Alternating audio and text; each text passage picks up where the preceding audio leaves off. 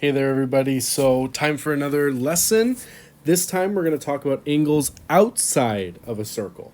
So, in the previous videos, we talked about how to find the angle if the vertex is on the circle, if it's at the center, or if it's inside the circle.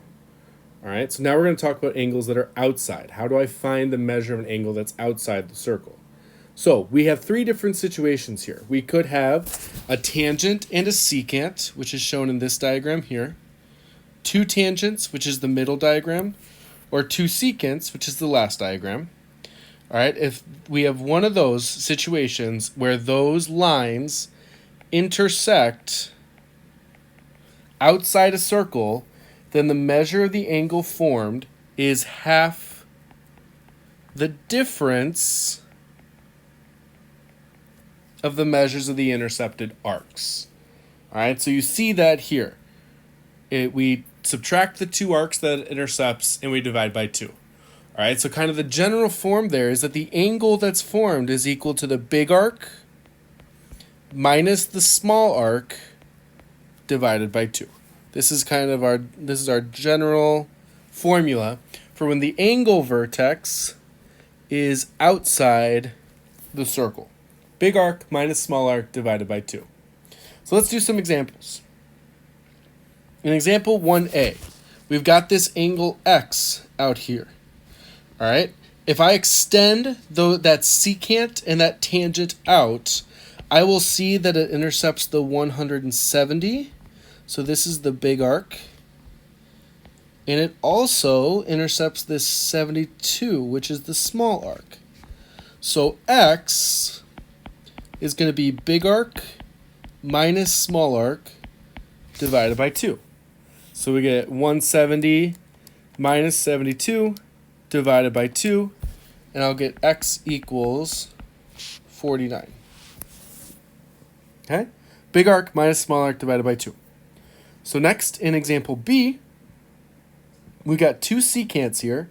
I'm giving you the angle outside, the angle on the outside of the circle, and I'm giving you the small arc here, and we're trying to find the measure of the big arc. All right, well, again, using this formula, big arc minus small arc divided by 2 equals the angle, but we know the angle is 26.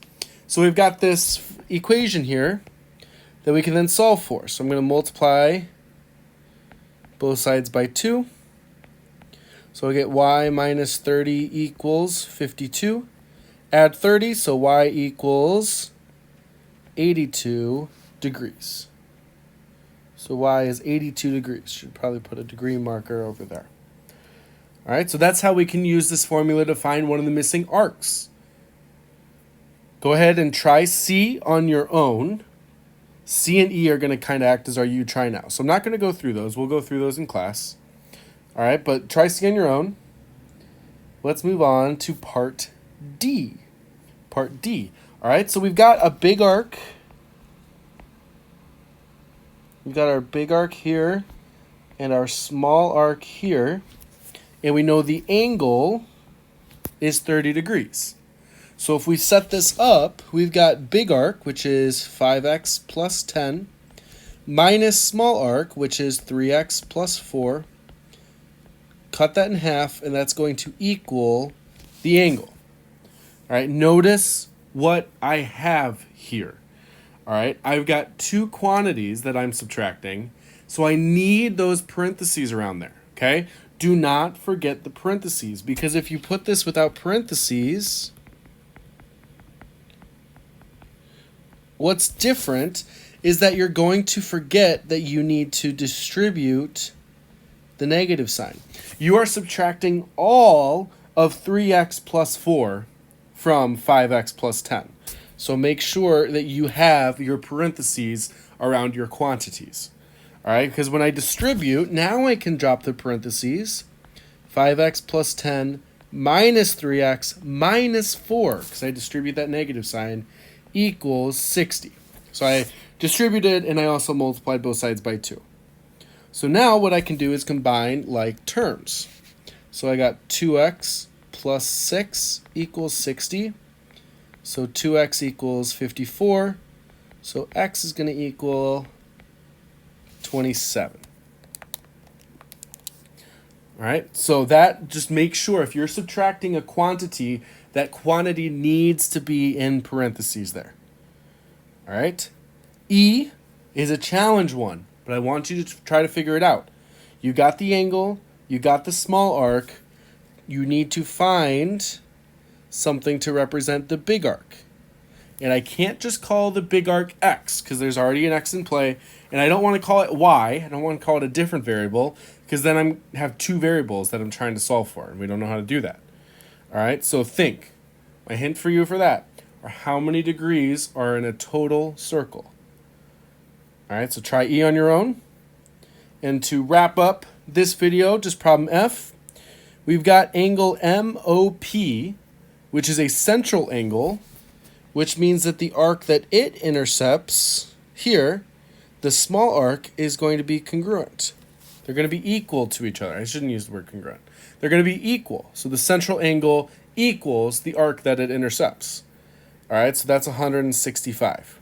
We are trying to find the measure of our angle here. So what's the measure of this arc? All right, so the whole circle is 360, and if I take away this minor arc, I'm going to get 195. So the big arc is 195, the small arc is 165. So if I take big arc minus small arc divided by 2, I'm going to get 15 degrees. That's the measure of angle MLP.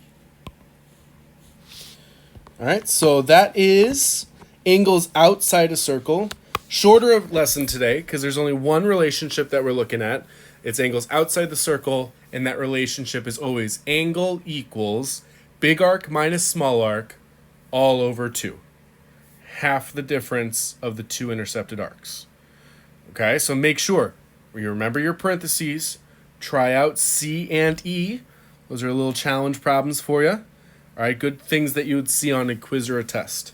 So go ahead and knock those out. If you have any questions, let me know. Other than that, I will see you when I see you.